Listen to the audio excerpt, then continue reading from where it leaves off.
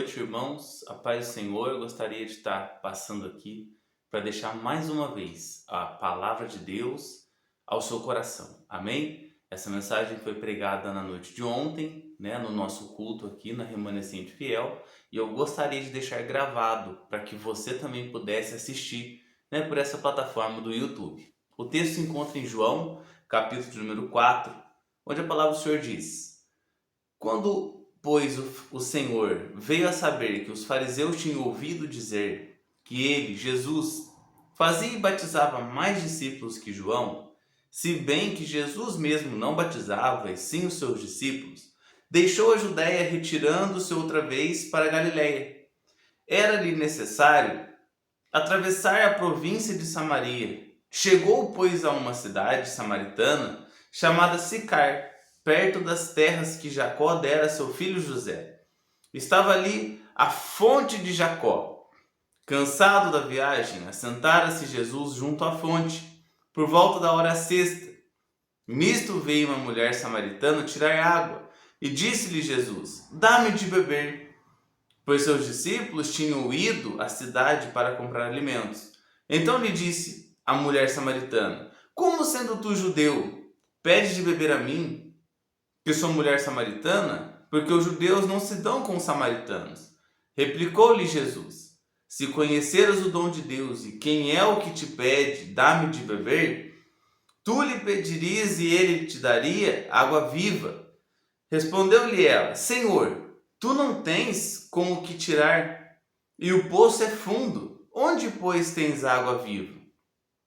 És tu, porventura, maior do que Jacó, o nosso pai, que nos deu o poço do qual ele mesmo bebeu, e bem assim seus filhos e seu gado? Afirmou-lhe Jesus: Quem beber desta água lhe tornará a ter sede. Aquele, porém, que beber da água que eu lhe der, nunca mais terá sede. Pelo contrário, a água que eu lhe der será nele uma fonte a jorrar para a vida eterna. Disse-lhe a mulher: Senhor, dá-me dessa água para que eu não mais tenha sede, nem precise vir aqui buscá-la. Disse-lhe Jesus: Vai, chama teu marido e vem cá.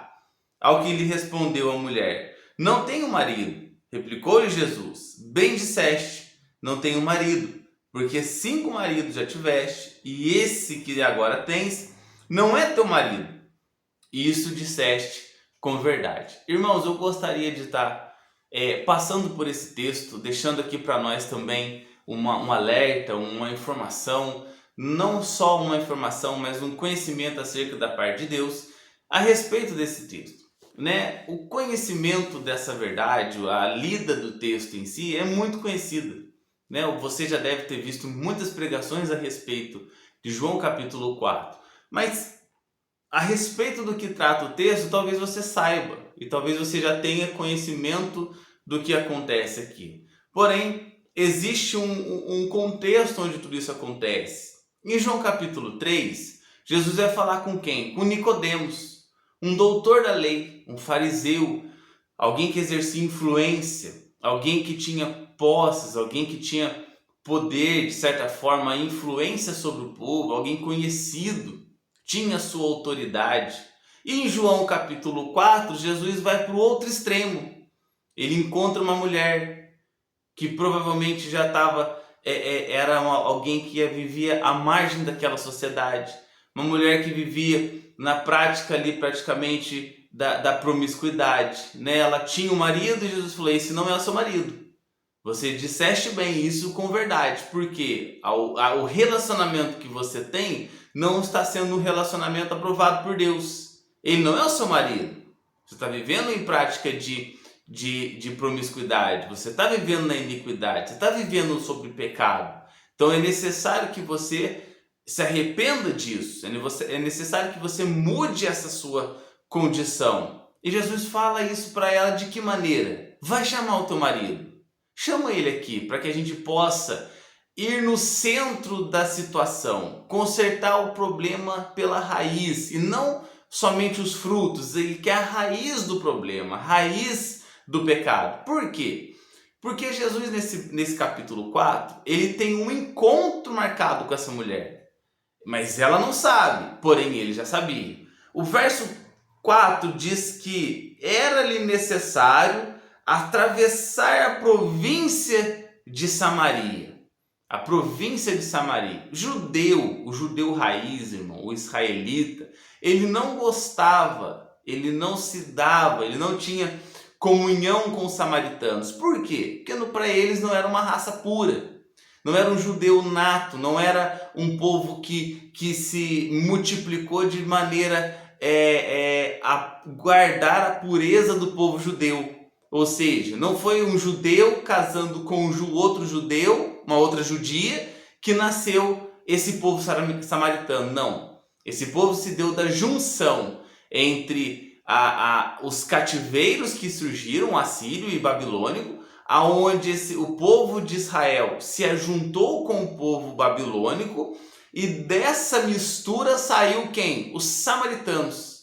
E também com o povo assírio a mesma coisa. Essa mistura de povos saíram os samaritanos. Então, para um judeu se dar com os samaritanos, para ele tinha essa dificuldade, esse preconceito, essa acepção de pessoas, que lá em Tiago ele vai exortar que não devemos fazer acepção de pessoas. Capítulo 2, versículo 1. Amados, se credes na fé do Senhor Jesus Cristo, não façais acepção de pessoas. Ou seja, trate assim como Jesus tratou. Ele fala com Nicodemos, um homem da lei, um doutor da lei, alguém que tinha evidência sobre o povo, no capítulo 3. E no 4, ele encontra com quem? Uma mulher que está à margem da sociedade.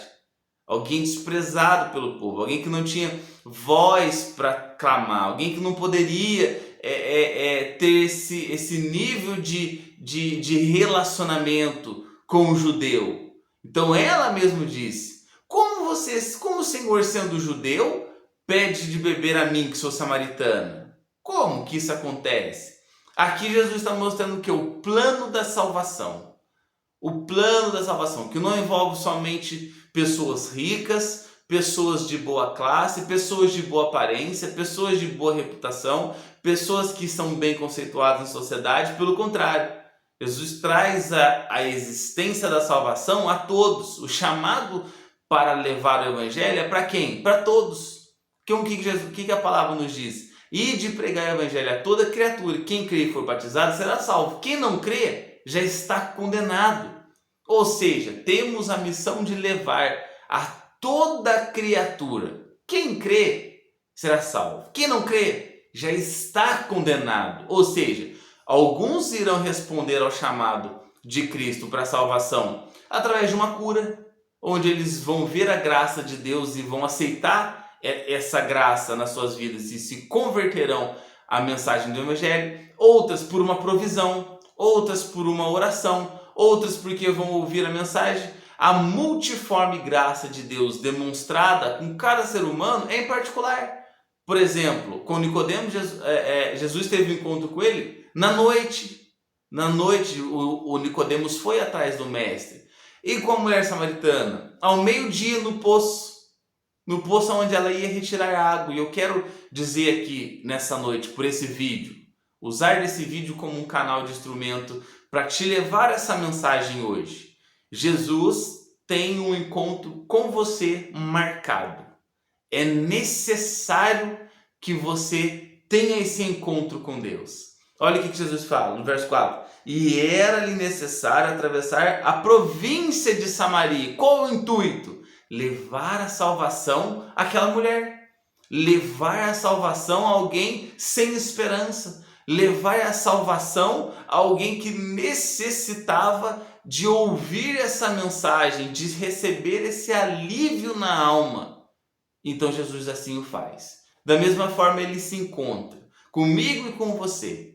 Ele olhou uma vez para mim e para você e marcou esse dia, marcou esse encontro para que você pudesse receber dele água viva, transbordar dele água viva, jorrar nessa fonte de água viva. É o que ele diz no verso 13. O contexto diz que Jesus pediu água para aquela mulher e ela disse: Senhor, o Senhor não tem água. O Senhor não tem com que tirar desse poço. Aí ele diz: se você soubesse quem está lhe pedindo água, você me pediria de beber. Ou seja, a sede daquela mulher seria saciada, mas não a sede física, que até então é o que ela está entendendo. Senhor, então me dá de beber dessa água que eu não vou mais precisar vir aqui. Me dá de beber dessa água que eu não vou mais precisar voltar aqui para beber novamente. Ou seja, eu não terei mais trabalho de vir aqui. Eu não terei mais para que motivos vir andar nesse sol ao meio-dia, né? Como o texto relata, a hora sexta, a hora sexta, que é o meio-dia do nosso horário de hoje, naquele sol, naquele cansaço, com aqueles baldes. A Bíblia diz que Jesus fala para ela: se você soubesse, se você conhecesse o dom de Deus. O que é o dom de Deus? A salvação que vem do Senhor, a salvação que vem por intermédio de Jesus Cristo, a solução que vem por Ele. E nós precisamos entender isso como cristãos, nós precisamos ter esse encontro com o Senhor e dele receber essa virtude, dele receber essa água que vai matar a nossa sede. Irmãos, quantos de nós estamos na beira do poço? Quantos de nós estamos indo buscar água todos os dias? Quantos de nós estão indo cansados? Quantos de nós estão andando cansados desse mundo? Ou seja, atrás de bens materiais, atrás de coisas deste mundo, atrás de resoluções mundanas e carnais, que sempre vai estar nos dando sede novamente, sempre vai estar deixando a nossa vida debilitada, necessitando de sempre estar indo ao poço, sempre estar indo buscar água, sempre estar renovando esse estoque de água. Mas Jesus, nessa noite, através dessa palavra, Ele nos manda, Ele pede que nós possamos beber da água viva que Ele nos dá. Ou seja, uma água que não vai nos deixar mais ter sede novamente. Por quê? Porque do Senhor jorra a fonte de água viva. Ou seja, você não vai ter mais sede das coisas de fora. Você não vai mais sentir necessidade daquilo que é mundano, daquilo que você tem que produzir para se manter. É o que ela estava entendendo. Senhor, então me dá dessa água. Por quê? Porque eu não preciso mais vir aqui. Eu não preciso mais vir buscar do Senhor. Eu não preciso mais vir aqui trazer balde, jogar no poço, pegar essa água. É o que ela está entendendo. E Jesus fala assim: então tá bom. Então vamos começar a resolver o seu problema. Chama o seu marido aqui. Senhor, mas eu vou lá, vou chamar ele? Chama ele. Não, mas o que eu tenho não é o meu marido. Ele disseste bem. Ou seja, para que jorre de nosso interior essa água viva, é necessário reconhecer aonde está aquilo que Jeremias vai dizer no verso 2 no seu capítulo número 2. Essa cisterna rota que nós cavamos. Muitas das vezes, a condenação que o Senhor faz para o povo através do profeta Jeremias é: duas coisas esse povo me fez de mal. Me abandonaram. Abandonaram quem? Um manancial de águas vivas e cavaram para si cisternas rotas, ou seja, cisternas rachadas. Essa cisterna é aquilo que nós colocamos da nossa segurança. Hoje é difícil a gente compreender, já que temos água encanada, torneira, caixa de água, coisas que conseguem manter a água por um bom tempo e não tem necessidade de buscar. Já chega até a nossa casa a água. Então nós não podemos, é difícil para nós mencionarmos o que o profeta está dizendo, mas dá para entender aquilo que nós tentamos armazenar como sendo um aprovisionamento de água para o dia mau, não deve ser estocado, não deve ser algo que da nossa própria mão foi guardado. Por exemplo, muitas pessoas assim: eu vou no culto uma vez e para mim já está bom. Para mim já tá bom. Cisterna rota. É uma cisterna furada. Ou seja, você vai no culto, amém, glória a Deus, você foi um dia. Mas deve ter uma constância para que nesse manancial você possa estar se renovando. Você possa estar transformando o seu entendimento. Como diz Paulo, transformando a nossa vida pela renovação do Evangelho. Ou seja, todos os dias você se achega à presença de Deus, todos os dias o Senhor renova o seu entendimento, todos os dias o Senhor abençoa você de uma nova forma, de um novo jeito. Por quê? Porque você recebeu a água viva do Senhor e de você está transbordando, está jorrando, não está aquela água parada, aquela água monótona, aquele sentido de cristão frio, que não tem do que se alegrar no Senhor. Então, a passagem em si, ela é muito conhecida, porém, nós necessitamos de voltar nela todos os dias. Porque todos os dias nós nos damos como essa mulher de Samaria. A salvação chegou até ela através do quê? Uma renovação do entendimento dela. Muda a maneira sua de viver. Transforme o seu entendimento. Você tem esse marido, mas ele não é seu, ou seja, você está vivendo na prática do pecado. Largue isso. Pare com isso, que rios de água viva fluirão do seu interior. Amém, irmãos? Então nós precisamos compreender isso. O Salmo de número 1 diz: bem-aventurado o homem que não anda segundo o conselho dos ímpios, nem se detém no caminho dos pecadores, e nem se assenta na roda dos escarnecedores. Antes ele tem o seu prazer na lei do Senhor, e na sua lei medita de dia e de noite. Pois será como árvore plantada junto a ribeiro de águas. Ou seja, mais uma vez, o homem está sendo colocado como alguém que tenha necessidade de receber água, de ser abastecido por água. Então o Salmo 1 coloca eu e você como árvores plantadas aonde? Junto a ribeiro de água. E para que serve o ribeiro de água? Abastecer a raiz das árvores. Para quê? Para que ela dê seus frutos, para que ela dê suas folhas, para que ela cresça, para que ela se desenvolva. Ou seja, se você for alguém que está sendo abastecido pela palavra de Deus, alguém que está sendo alimentado pela palavra de Deus, alguém que está sendo mantido pela palavra de Deus, você está enquadrado nesse Salmo 1. Você é alguém que tem as suas raízes plantadas junto a ribeiro de água. E o que acontece com alguém assim? O texto diz: a qual dá o seu fruto no seu tempo, as suas folhas não cairão, e tudo quanto fizer prosperará. Agora, todo mundo é assim? Não. Não são assim os ímpios, mas são como a moinha que o vento espalha. Ou seja, algo sem raiz. Na tribulação, na luta, no vento, aquela árvore que é plantada junto a ribeiro de água, que fortalece as suas raízes, ela permanece firme, operante, ela permanece ali em prontidão, ela permanece na rocha que é Cristo. E o ímpio? O ímpio não.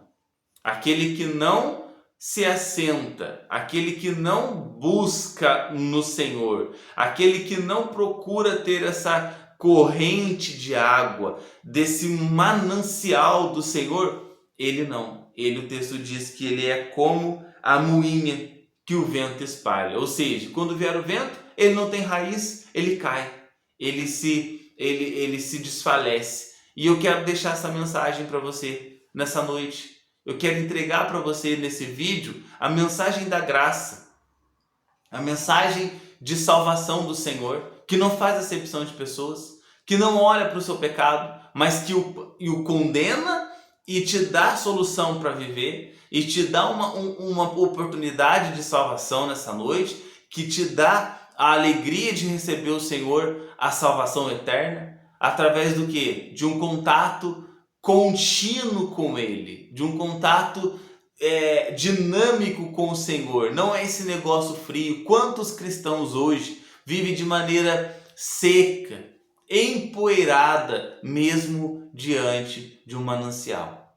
Quantos estão morrendo na beira de um manancial? Quantos têm sede e não conseguem se saciar? Jesus disse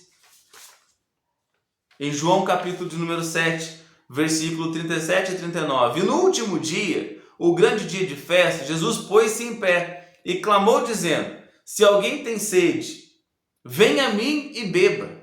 Quem crê em mim, como diz as Escrituras, rios de água viva correrão do seu ventre. E disto disse ele do Espírito que havia de receber os que nele crescem, porque o Espírito Santo ainda não fora dado, por ainda Jesus não ter sido glorificado. Ou seja, se você recebe do Senhor esse manancial, se você bebe da água que Ele te dá, você vai emanar, você vai transbordar nos frutos do Espírito, você vai transbordar da aparência de Cristo, você vai transbordar da essência do Senhor. Deixa que Ele te abasteça nessa noite. Receba do Senhor a água viva que Ele te dá. Não trabalhe, meu irmão, pelo pão que perece somente. Não gaste seu tempo somente com coisas nessa terra, as mundanas, carnais. A Bíblia diz, 1 Timóteo 4,8, que o exercício para o corpo de pouco serve, e a piedade para todas as coisas serve, tanto na que há de vir, quanto no porvir. Então eu quero te pedir, tenha diligência com a sua vida, busque as coisas para o seu mantimento, trabalhe para o sustento, trabalhe para que você tenha como ajudar o outro, trabalhe para que você tenha condições de ajudar o irmão, de ajudar a sua igreja, de ser um cooperador para a obra do ministério, mas também tenha noção, tenha sentido que a sua vida também seja essa fonte abundante no Senhor. Não trabalhe só pelo pão que perece, mas também trabalhai pelo pão que não perece, que nos conduz para a vida eterna. Trabalhar pelas coisas que são celestiais, trabalhar pelas coisas que vêm do Senhor. Receba do Senhor essa água que sacia sua sede e que você não vai mais ter sede novamente. Do que Ele está dizendo? Sede das coisas do mundo, sede das coisas carnais, sede daquilo que nos tira da presença do Senhor. Se você estiver saciado, se você estiver abastecido por essa água, você não vai ter mais a necessidade de cavar poços, de buscar água nos poços desse mundo, mas sim a sua necessidade será eterna, a sua alma será saciada pelo Senhor, enquanto você viver nessa terra e no porvir. Amém, meus queridos? Se receba essa palavra, você possa ter sido edificado, abençoado, em nome de Jesus. Deixa o seu like, a sua curtida, compartilhe esse vídeo com mais pessoas para que ele possa chegar cada vez mais longe. Amém? Deus abençoe, boa noite a todos.